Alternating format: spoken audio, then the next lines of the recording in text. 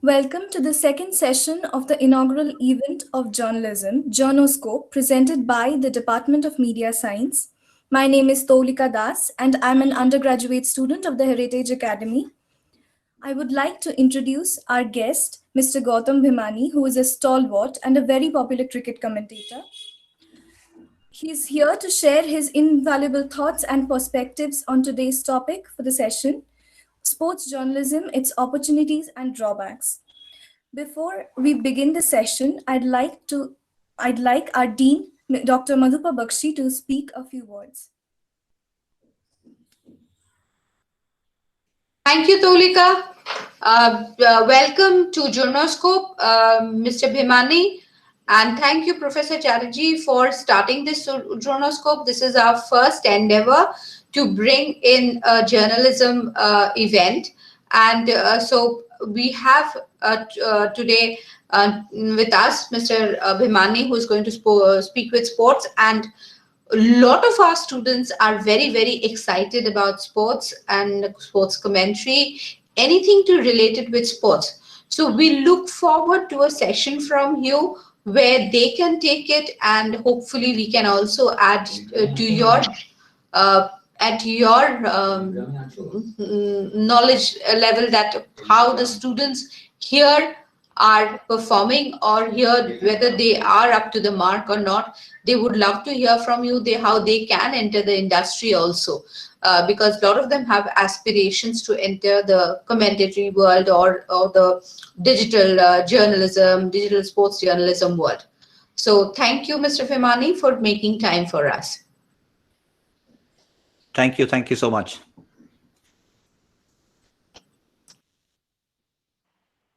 Yeah, over to you, Gautam, to take the proceedings forward. We are waiting.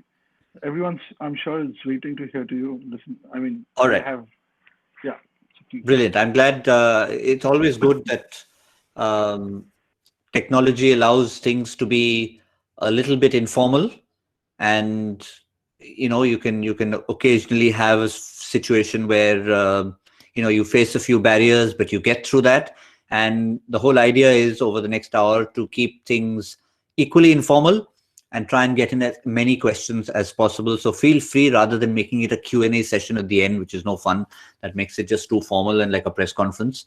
So feel free to jump in at any point in time with any questions of any nature. I've got my chat box open. I'll keep having a look at it. So what I thought in terms of a structure is, I put together a bit of PowerPoint presentation, which is purely slides which are a part of my journey, which I think will help me share with all of you the fact that it's an ordinary journey. It's not something that was a story of miracles, and hence just going through those little bits of the journey through photographs that I've put together will help you ask those questions, because the ultimate goal is that if there's any interest in any of you wanting to be a part of the sports industry as a whole, doesn't necessarily have to be cricket, doesn't necessarily have to be cricket commentary. And I think that's the first message to go out there. There might be people feeling, is this a session on cricket commentary? Okay, that's not me. Exit the room. I see a couple of people having exited. I'm wondering if it was for that reason or not, but that's okay. Maybe they'll come back in at some point in time. But the important thing is, people can enter the world of sports in numerous different capacities.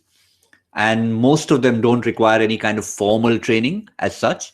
And I think that's the beauty of it all. So let me just kick things off with a little anecdote of how it started for me.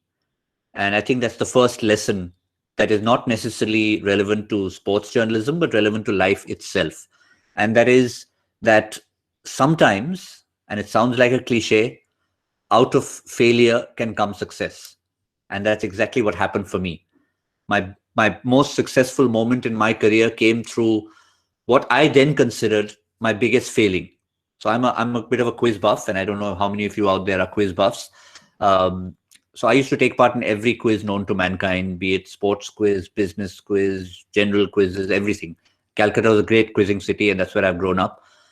And one particular quiz in 1999 was a huge one, the brand equity quiz, hosted by Derek O'Brien.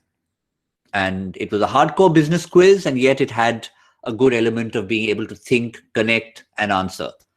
So I took part in it, and it was a really tough quiz because the Calcutta round itself involves getting through 4 former national champions, not finalists, national champions of the brand equity quiz, which is typically 500 companies from across the country.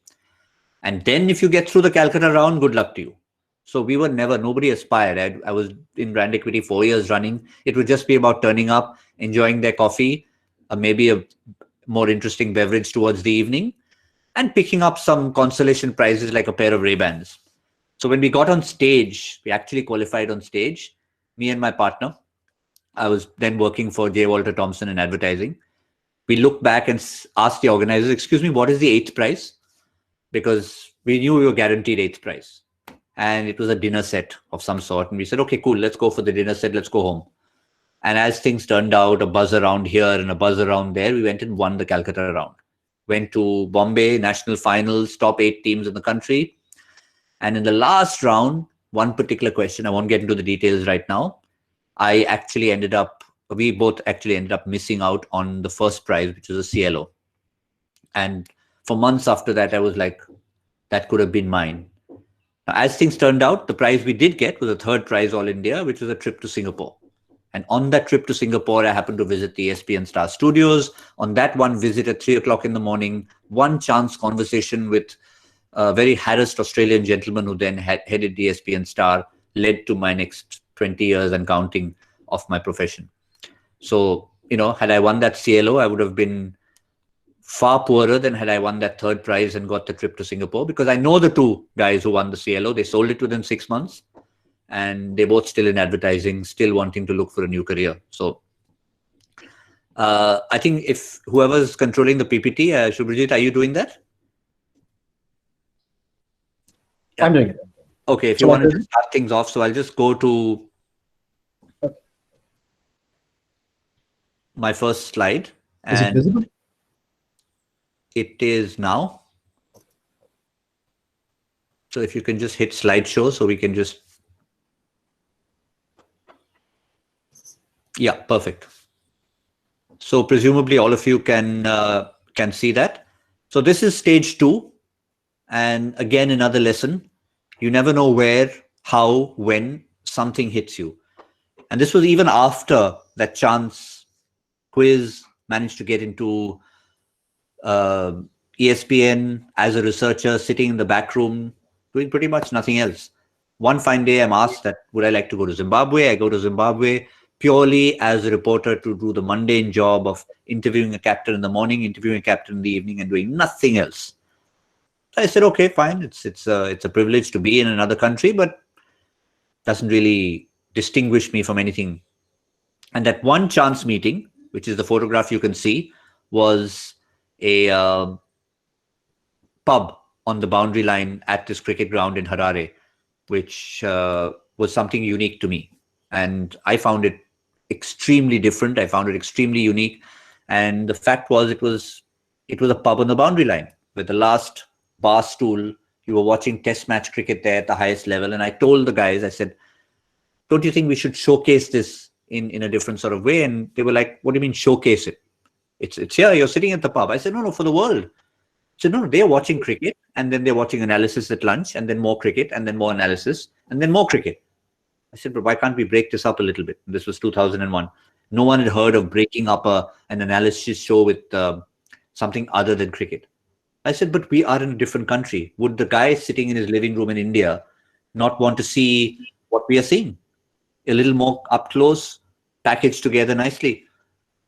I said, I don't know. Go ahead, shoot it. We'll see. So I shot it, made it into a 3-minute capsule, and we showed this. And I had a big beer mug in my hand. Those days, nobody was so concerned about showing alcohol on TV. Now they are.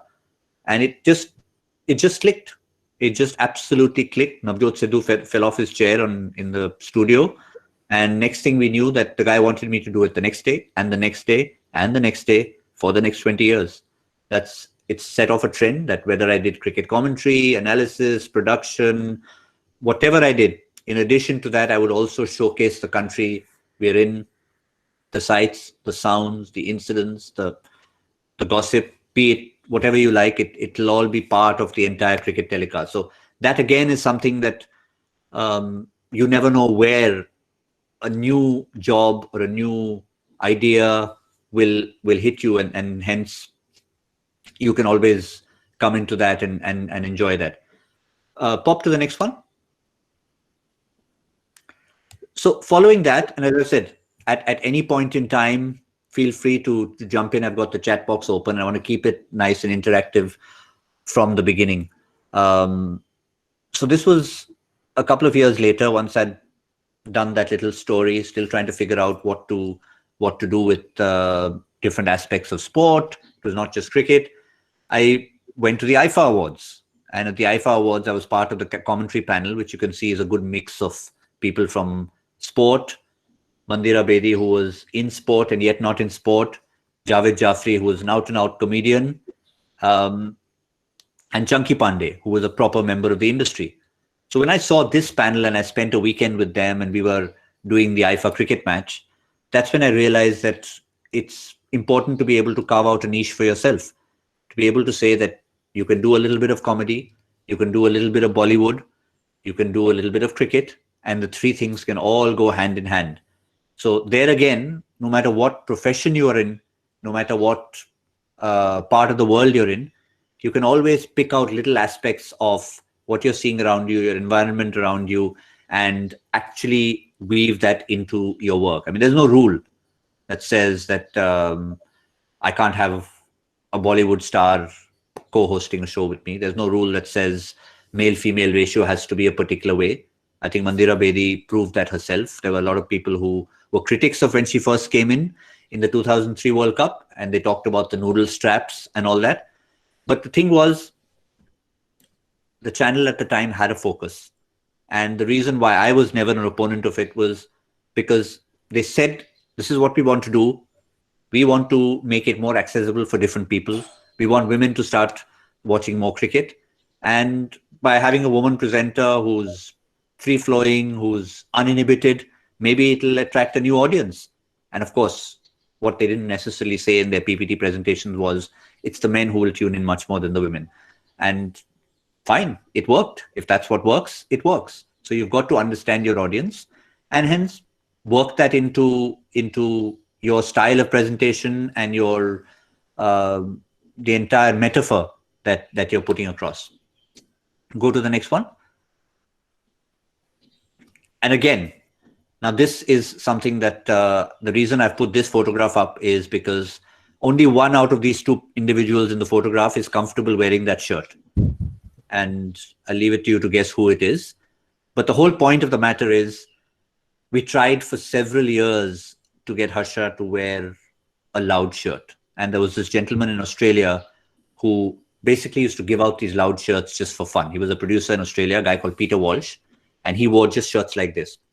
And every time he would come up and he would be like, look, as a challenge, I want to throw it out to you for you to wear it. And then Peter Walsh met me in 2003 and he was told there is a strange creature who would actually like these shirts. He wouldn't take it as a punishment. So of course, I nicked about 5 of his shirts and still have them. But the challenge was thrown out to Harsha to wear it. He wore it for precisely 5 minutes. We took this picture and then he ran from there. But the reason for me putting this up is it doesn't mean that because one person is colorful and wearing a shirt, like you can see in the picture, everyone else has to do that. So you have to have your own style. You have to have your own way of doing things. Again, I'm not restricting it to cricket commentary. It could be whatever aspect of sports journalism, a related profession you're in. You could be going into banking and doing a presentation at a bank. You still have to come back on presentation skills that you'll tell yourself that just because I saw X person wearing a bright shirt and presenting a certain way, I can emulate them without necessarily being them. And a quick example I'll give you is we had this talent hunt when I was at ESPN Star. It was called Harsha Ki Khoj and also called Dream Job in season 2, when we had hundreds and hundreds and hundreds of people in different cities queuing up to try and win the prize of being a sports anchor / presenter / commentator.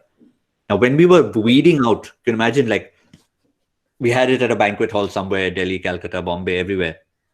And when we had the first round of it, you literally had 2 minutes to stand in front of a camera and a mic and to do some commentary for 2 minutes. Actually, it was probably less than 2 minutes. It was 1 minute. So you had very little time to make that impression. And that, I think, is something that often happens in this crowded marketplace of when we go for jobs. And the one mistake I found people were doing, they were not being themselves. So the first guy, I remember this guy called Kaushik, who comes up in Calcutta, and he spoke very well. I spoke to him before he went on air. I said, how are you, Kaushik? Yeah, he said, I'm fine, sir. Thank you very much. And all was good. And then I asked him, I said, so are you all set for this? He said, yes, sir, I'm all set for commentary. I could see he was very well spoken. The moment the red light on the camera came on, Kaushik went somewhere else. Some other person was standing over there. And he started putting on this fake accent. And he was like, ladies and gentlemen, welcome to Melbourne Cricket Ground. Myself, Kaushik. And I'm going to do commentary for you for the next 60 seconds. And I will tell you all about how... And I was like, hang on a sec. What just happened here? Is it the same person who I just met minutes ago? And he said, sir, what are you saying, sir? You did not like? I said, no, I did not like. Where did Kaushik disappear? And he said, sir, I have been trained. My guru, he has told me that the moment I get in front of a camera, I have to put on this particular voice and this accent. And I was like, no, you don't. But of course, some of them were headstrong. They were very stubborn. They insisted on doing that. And naturally, they didn't make the next round. And I remember for weeks, he would call me up and ask me, sir, what did I do wrong? I said, I told you what you did wrong. You just need to be yourself. If you can speak well, go ahead and show us what you are. If you're told to do a challenge where you need to imitate Richie Beno or Bill Lawry, we'll tell you to do that. But until then, it's you applying for that job, not Richie Beno. So again, the lessons there which are lessons that go across professions, not just related to cricket commentary. Go to the next one. So this again is sort of fast forwarding a little bit to trying to imagine, this is from an event called the CEO Cricket Challenge. And what a lot of people feel, people who are passionate about sport and sports journalism, that if we were to go off the beaten track and do something a little bit different, we will get completely divorced from the game. The beauty of it is, if you love sport, you can always come back to it in some way, shape or form. Now, what used to happen at the CEO Cricket Challenge that happens once a year is all CEOs from different industries, and every single person in that picture you're seeing is the CEO of a company, an organization, some really big organizations. CEO of an ad agency in the black t-shirt just behind me, Colvin Harris. CEO of Puma India is in the blue shirt just over my right shoulder. CEO of Times Network. So guys from the industry are there. And the reason I've put this picture up is because they all come back and say, listen, something like sport never leaves us. Even though we all aspired to be commentators and presenters and went into our own field, there are some of them who are actually coming back to it at this stage in their lives. They're coming back to it by not just playing these tournaments. They're coming back to it by being guest commentators. And from that guest commentary session, some people are actually doing presentations online, on sport, and on their own areas of expertise. So this is just to say that you shouldn't feel that, I want to hang on to sports so tightly, for those of who are sports nuts, that if I lose out on it, it'll never come back again. It'll always come back. No matter how big a boy you become, you'll always be back to play the game, to be part of the game. And it works across cricket. It works across, again, a metaphor across all walks of life. Go to the next one. Again, taking on challenges. This is where you could take on a challenge that you never expected to take on. And a lot of people ask me about this, that why I would be stupid enough to want to face one of the fastest bowlers of all time in the nets.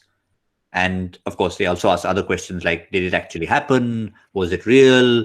Was it with a tennis ball? Well, no, I always set the record straight. It was extremely real. It was a real cricket ball. Real cricketers were present, as in Irfan Pathan. He was about to make his test debut. This was 3 days before he made his test debut in Adelaide in 2003. And he wanted a final session with the master, Wasim Akram. So after their session finished was my session with him, where it was a challenge that he threw out at me, saying that since I've never played the game and I'm beating him at fantasy cricket, for all of you who know fantasy sport, you know what that's all about. It's all the guys who've never played the game who do much better than those who have played the game. So he said, enough of all this nonsense. I can't have these lists being shown that Gautam Bhimani is at number 1, Wasim Akram is at number 2. We'll show you who's the real number 1. So that's when he decided to bowl at me. And it was again a lesson. It was something that I've taken with me throughout. Those 6 months of not being able to sleep on my left side stayed with me. And it showed that if you want to rub shoulders with the best in the business, you sometimes have to enter unknown territory. You sometimes have to enter a difficult space and not your comfort zone. So the lesson here again is going out of your comfort zone. Yes, I know I don't have that scar anymore, but it lasted for what you're seeing in the picture. It lasted for a good 6 to 8 months. I had that, but I could show off to different people. Actually, it was really embarrassing at times. I would just randomly say, you want to see? But yeah, thankfully it's gone. Otherwise, I would have shown it right now and been more embarrassing. But I think the scar is not there, but the memory of that day is etched larger than life. And more than anything else, it was something about a lesson in life where you can take on challenges that you think are larger than you. And the challenge might just change dynamically on the spot. It was not meant to be like this. It was meant to be a bit of a cheat, as in anyone who knows anything about broadcast or television, you can do anything you like. You can cheat it. You can have one person sitting here, another person sitting there. They're in different parts of the world, but you edit it together to make it look as if they're sitting in the same room.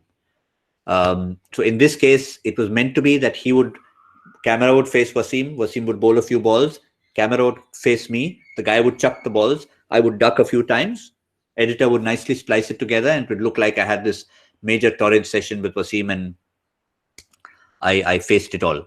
The cameraman was a smart aleck. He said, no, we don't need to do that. I don't have time to shoot it twice.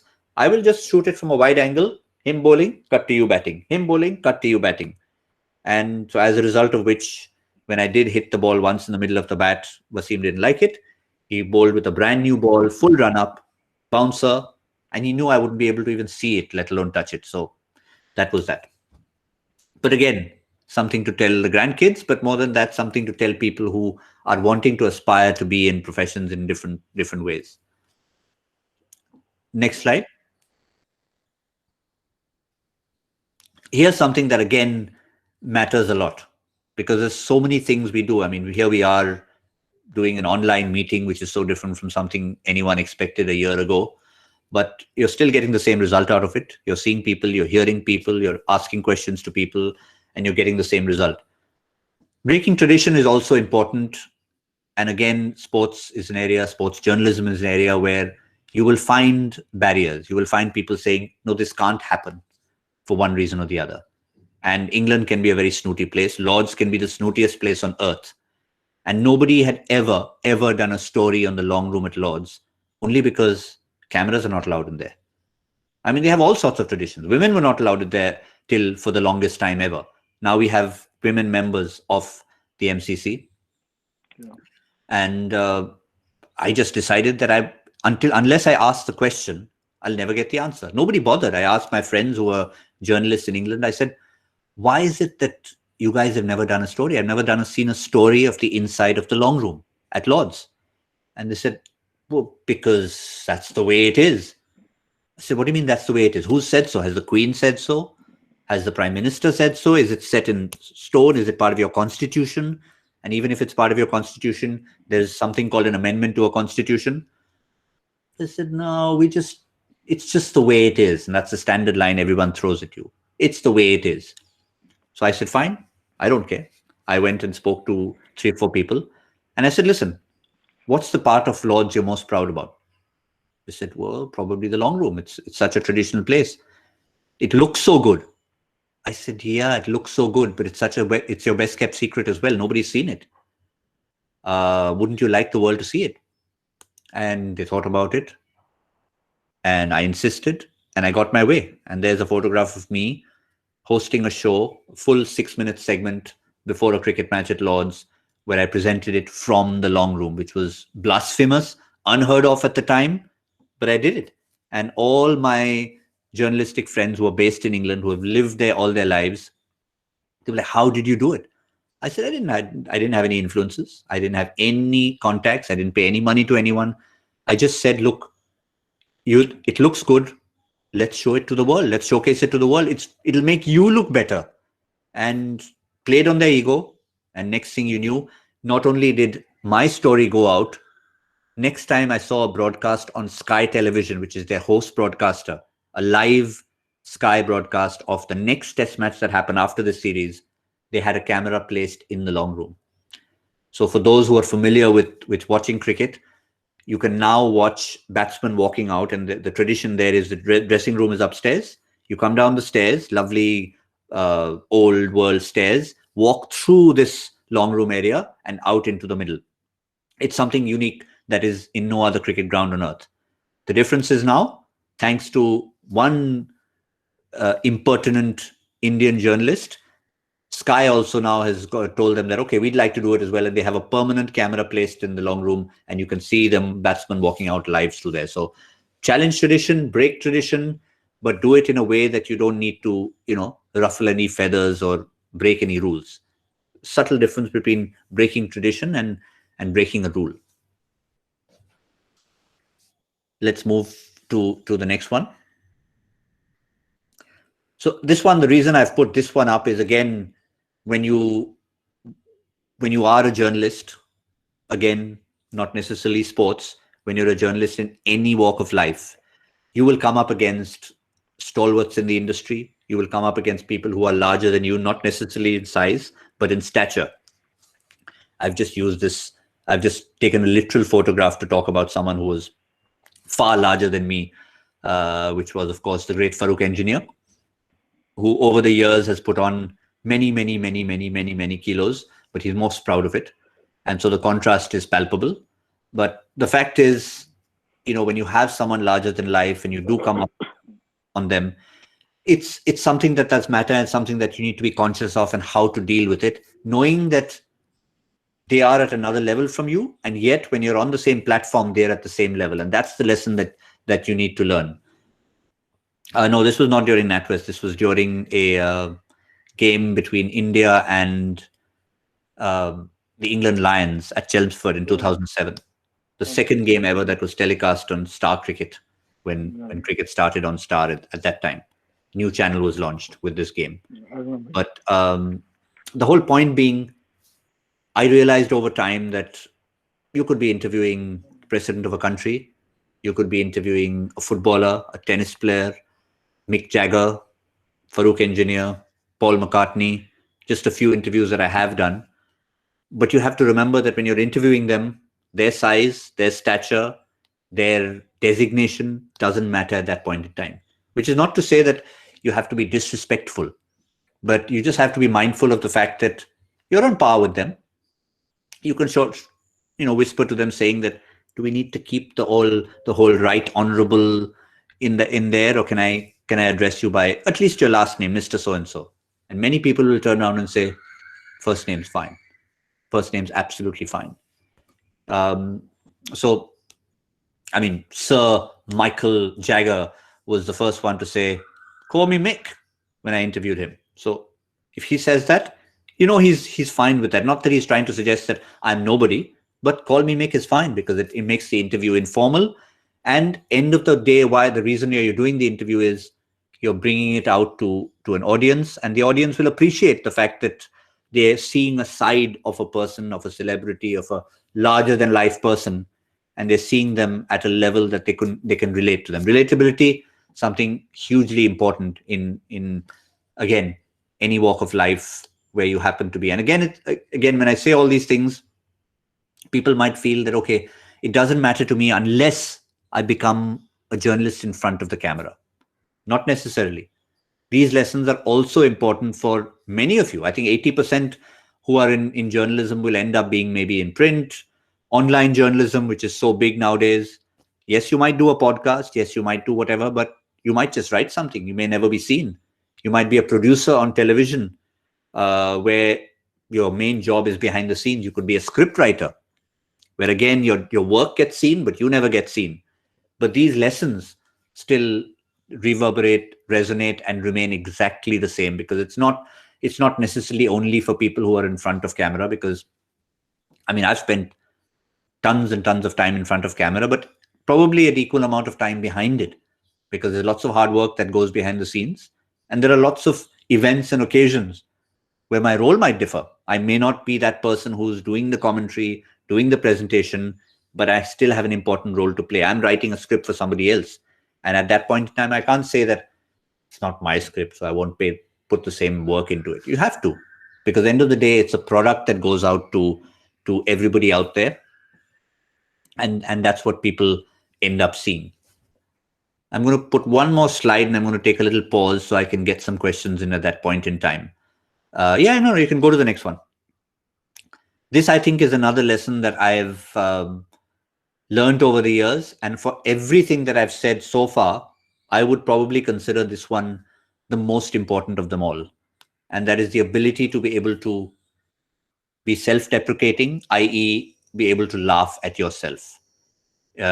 Supremely important, because there are lots of people in life who might yell at others, who might, there are certain examples you can give of a certain individual whose decibel levels may be a little bit more than others, a certain news anchor who shuffles between Bombay and Delhi. I can see everyone smiling, whoever is on camera.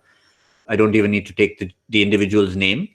But the fact is, love him or hate him, one of the things that we wish that he would do is be able to take as he gives. I don't think on principle there's anything wrong with being someone who likes to grill someone else. And again, this is something in journalism you'll come across. Nothing wrong with asking the hard questions. Absolutely nothing. That's your job. You need to do that. Nothing wrong with making fun of someone in a reasonable sort of way. But if you do that, you need to be able to take it when it comes back. And if you can't do that, then that is something that becomes an issue. So humor is something that is important. When you are humorous and you put your humor and might be laughing at someone else's expense, you need to tell them, look, we're not laughing at you, we're laughing with you. And you need to be able to take it upon yourself half the time. This is an example of a story again where someone played a prank on me live on air. And the center of the prank was Mr. Gavaskar. I didn't even know he's the #1 prankster in the world. For those who don't know him well enough, he might be a legend of the game, but give him half a chance and he'll be the first to play a prank on you. And he was the one who suggested this. I was in this Maori grass skirt in the middle of New Zealand doing a story on the Maori villagers. And he had come along because we were doing another fun story with him later. So he was hanging around at the hot springs and he saw the shoot going on and he came and told the cameraman, listen, this is my plan. And they all conspired, the producer, the cameraman, and him, that when I finished my piece, he was going to come and look at my deadly legs and do a little one-liner. So I finished my piece wearing the skirt. I said, and here we are at this wonderful Maori village. And this is Gautam Bhimani reporting from Hamilton in New Zealand. And I pause and I see the red light is still on the camera. So as per our training, I don't move from my place because I don't want a situation where you finish talking and then you're like, oh yeah.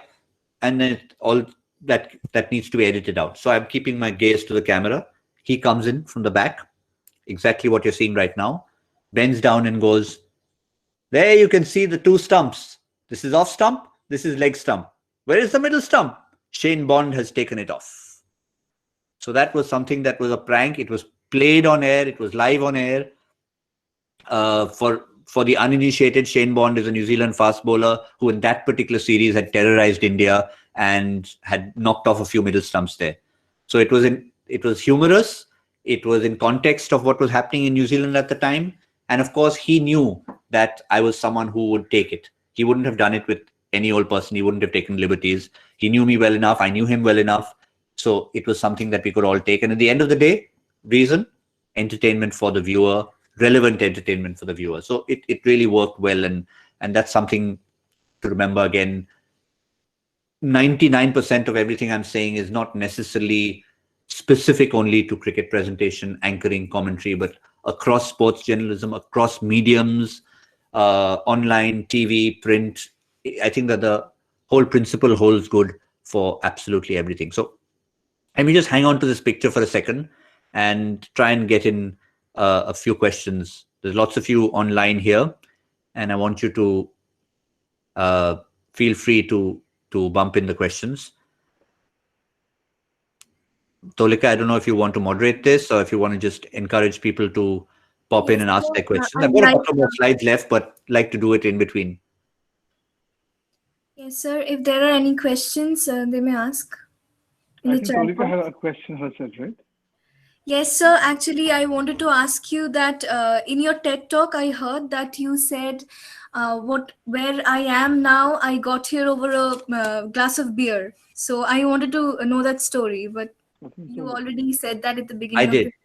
Yes. Correct. That was the glass of beer at the Keg and Maiden in Harare. Yes. Gautam, let me ask you, is there room today for next gen anchors, hosts, MCs to be a part of the sport, any sport for that matter, and keep it humorous? Because it's pretty strenuous these days. And even as we speak, there's another racist attack that has happened on Siraj. We will come back to that. The match is on in Brisbane. Is there room for humor in sport? There's always room for humor in sport.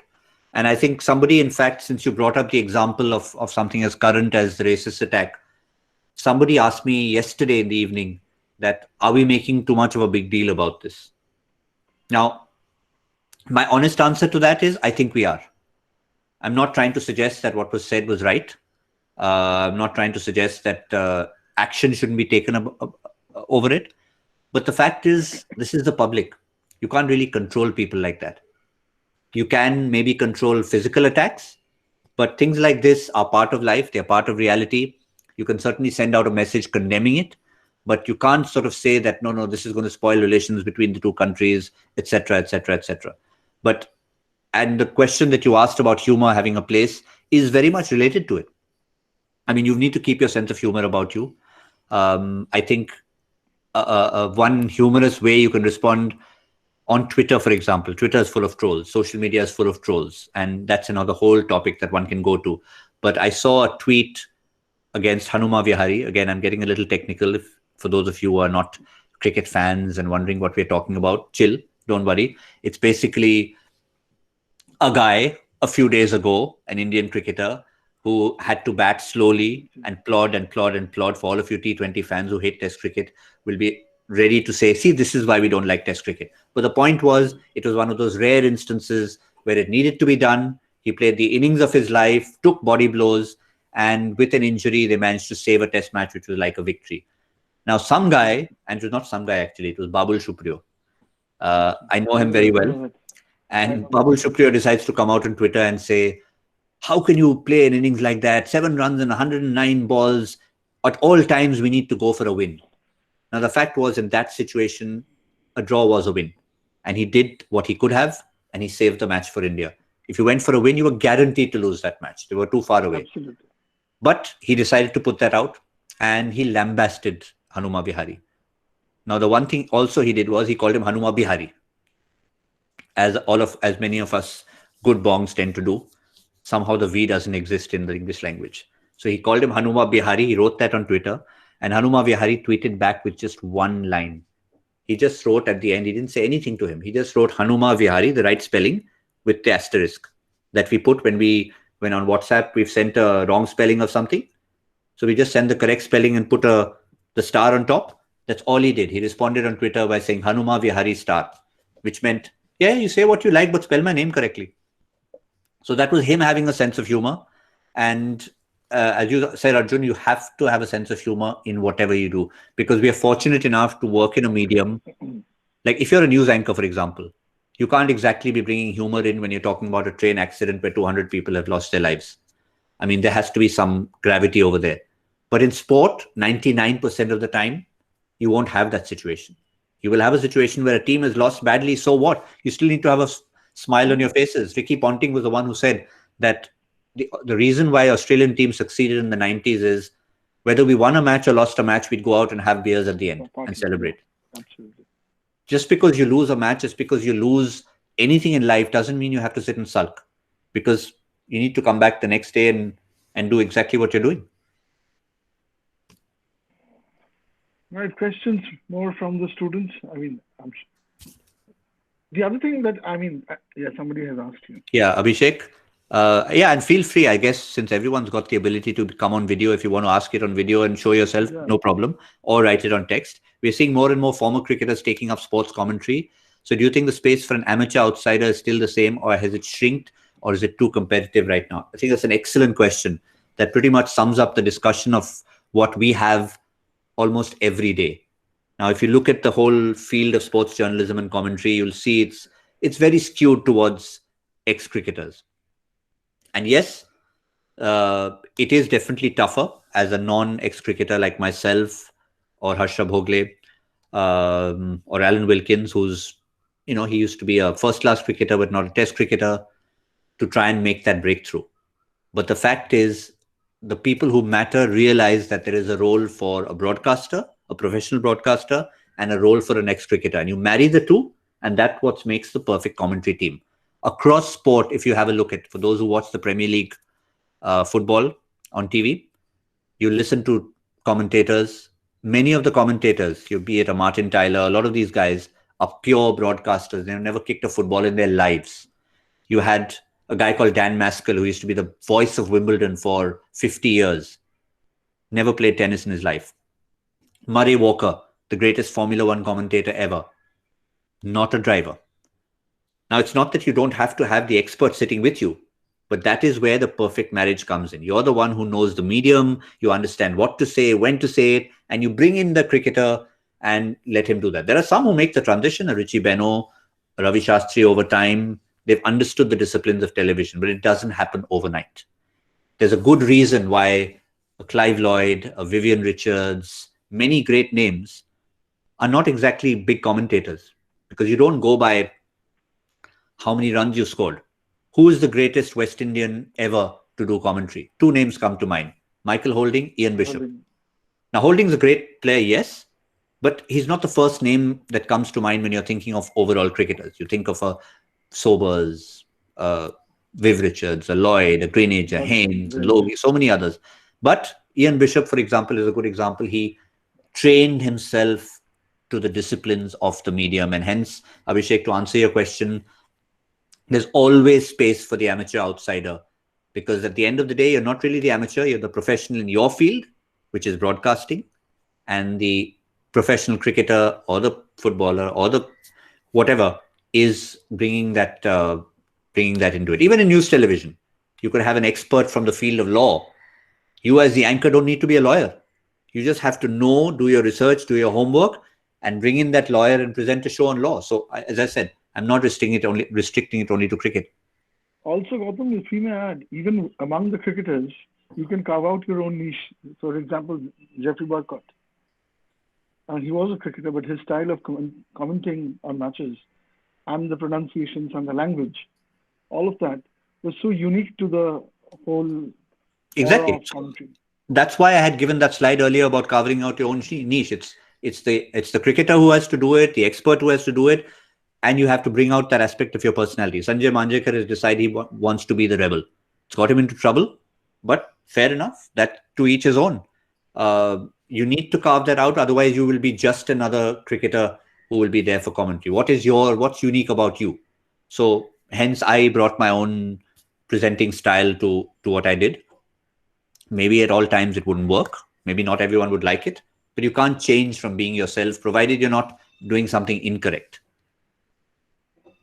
Did you set the trend? Did Apple Sync happen before you or after you? I'm forgetting. After. After, right? We were together on one of his earliest broadcasts in 2003. Yeah. We were on the same tour together. He had done one little bit before, because it had caught on. 2003 World Cup, we did an ambush presentation of the entire World Cup. It was on Sony. ESPN went with a team of 50 people to South Africa, set up a studio on the beach, and a small team of 8 of us that included Apple Singh, myself, and 4 others. We went around doing stories in the country. So yeah, it was one of those. But the trend of color stories, postcards, that I think I can definitely take credit for, because before that mug of beer in Harare in 2001, nobody did it. It was just, nobody thought that it was necessary. If you had time on a telecast, you would analyze technique. That's it. This is a crowd which is between 18 and 24. Share with them some anecdotal event or something that will stay with you forever. I mean, we as journalists often have incidents. Give me half a second. Yeah.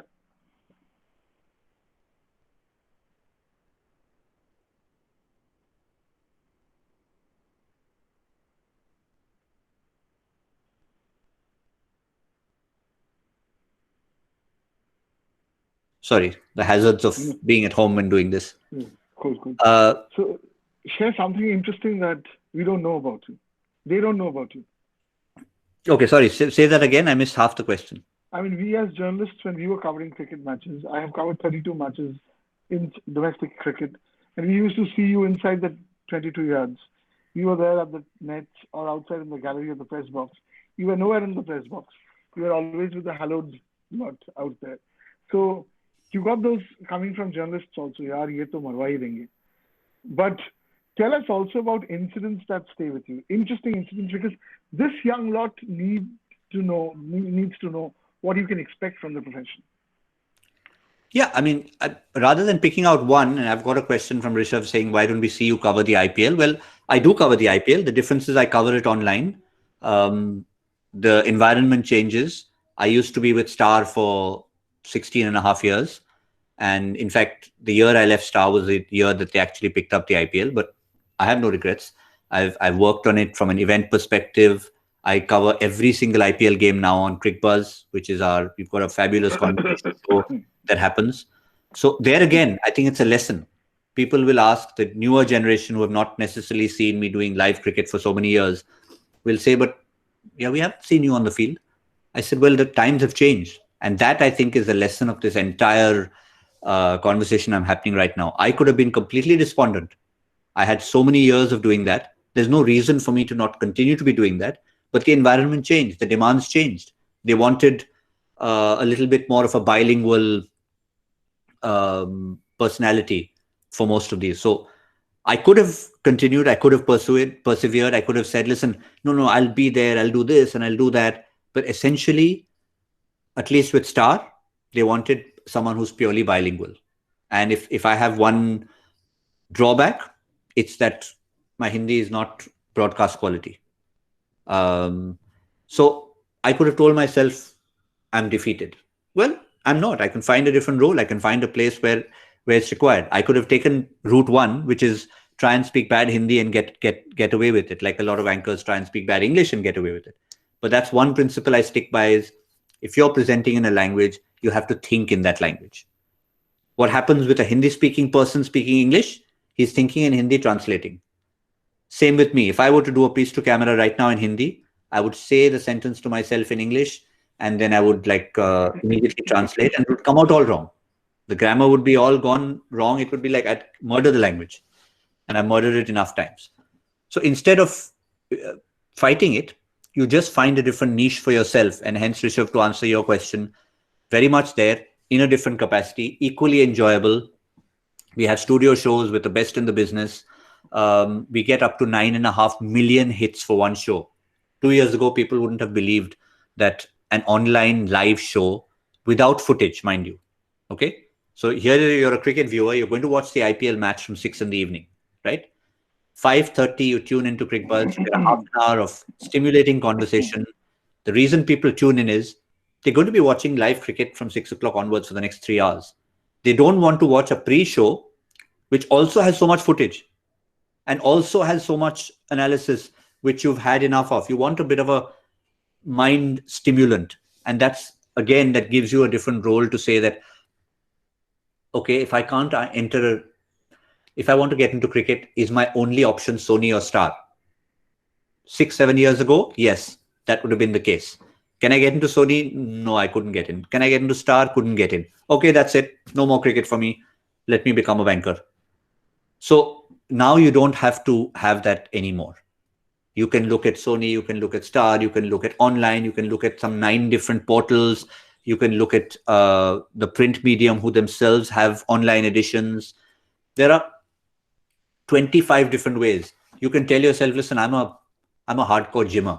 I know everything about cricket. I'm not finding myself confident enough to speak in front of camera, and I just don't like that side of it. You could become the Indian team physio, for God's sake.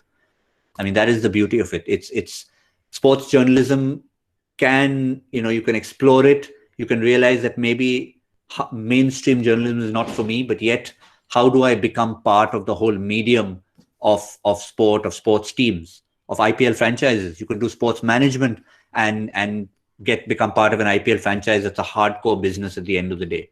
We only see the glamorous side of it, the fun side of it, but 9 months a year, KKR are still doing stuff. They're sitting there and making business decisions. There are people who are from the sports loving journalistic industry, but they've also got a business bent of mind. So there's enough roles for enough people. That's the one beauty of it. Sir, I would want to know how much has your father, Kishore Bhimani, sir, who is also was a veteran sports journalist, how much has he influenced your profession as a sports journalist? A lot. I would say 100%, without ever suggesting that that's what I need to do. Right? Whenever you look at an engineer's son who's become an engineer, or a doctor's son who's become a doctor, and technical profession, it's invariably that you are told sort of, look, that's what you're getting into. In some cases, it's only because you've grown up with that, and that was the case with me. I worked 7 years in advertising before I got into television. That's where I did that brand equity quiz. I had no intention of getting there. I was a cricket nut, I will agree. As a 6-year-old, I used to sit, only child, play cricket against the wall. I used to write, a full scorebook would be kept over there. I would be every cricketer in the world. I would imitate them. I would have a little tape recorder and I would record my own commentary, doing commentary about myself playing against a wall. So, people could have put me in a mental institution if they really saw me from a distance. But the fact is, that's what I did. Not again thinking that, no, this is something that I want to do when I grow up. Never. Neither did dad. My dad asked me to do that. What he did was, he made me fall in love with the game and with the profession. Journalism on the one side, sports on the other side. Then it was up to me if I ever wanted to get into it. He gave me a taste of it. I went on a couple of tours that he threw me into the deep end for a Bengali newspaper, in fact, in Sharjah, Protidin. He didn't travel for the tour himself. I went and covered it as a good Bengali journalist. I didn't write it in Bengali. Even though I speak the language and I write the language, I wrote in English and it was translated by the editorial team. But again, I'm comfortable enough in that language to be able to think in it. So the metaphor came out right at the end of it. But yeah, again, to answer the question, it's an absolute influence without being a pressurized kind of influence. You have to love what you do. I mean, that was it. He made me fall in love with the game and the profession.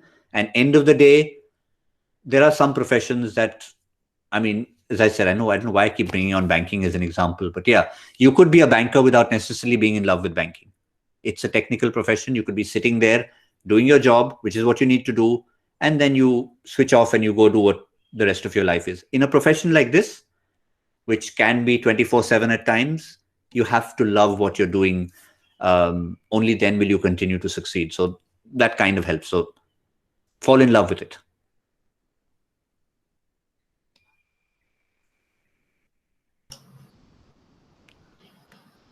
I think as we wait for the next or the last set of questions, shall we go to the slides? Shubhajit?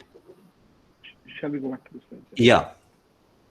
I think that should be 2 slides to go. So this again, and I'm glad it came in at the right time. There are times when you'll find, and this again, you can take literally and metaphorically, because a time came in 2008 when I was actually asked to change the game literally. And this is a photograph of me in Basel, in Switzerland. at the presentation ceremony of a Euro 2008 football match between Italy and Switzerland. And Yuvraj Singh happened.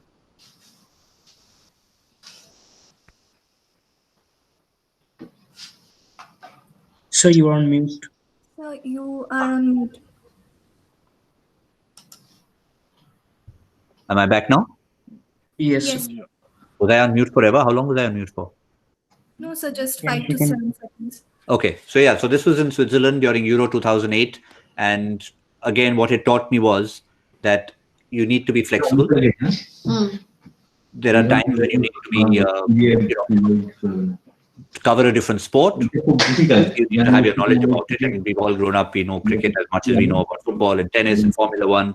There are times you have to cover a sport you know less about, maybe a kabaddi, but do your homework and change the game, because there are times you will need to adapt. There are times when nobody expected what happened in 2020. You might need to have switch off from the game for 6 months or 8 months. So any life will throw you a curveball. You need to be able to change the game, need to be able to adapt, and hence I was able to cover football with just as much passion. Rishabh has asked 1990s cricket. Extra time was much more interesting. I think I agree to that as well. Extra innings, not so much fun, but it used to be each time India toured an overseas nation. Yeah, well, that's the reason being in 2003, 2007, 2009, we went with about 60 to 70 people on every tour. In 2003, we had the biggest crew ever. 72 people traveled to Australia for 90 days to cover that entire series. We brought statistical analysis, color, different shows with the local broadcaster, fun shows, serious shows, all of it. Nowadays, yes, there's a financial aspect to it. People are trying to save money, but it's also a bit of the mindset that has changed. I think my last slide was probably summing that up. So I'm hoping that is the last slide. So it's all worth it in the end if you can have a moment like this in your life. And the fact is, Definitely. it's an unconventional award that I got a few years ago, which happened to be the last award given by Dr. Kalam before he handed over his presidency. But what really mattered to me is not so much the fact that I got an award from the President of India, which of course is the biggest thrill ever, and to get it from this particular president who was arguably the greatest ever. And Tell it that this is the Ramnath Goenka Award, and Yeah. this is the most prestigious award that a journalist can get staying in this country. And Gautam being, again, unconventional, right? You're the only one who have got this. Yes. So that's why Off the when track. I was contacted for the award, they said a lot of other people, and President Kalam whispered this to me. He said, I have been briefed about all the awardees, and the person who got the award just before me was someone who had been in the front line in Kargil covering a war.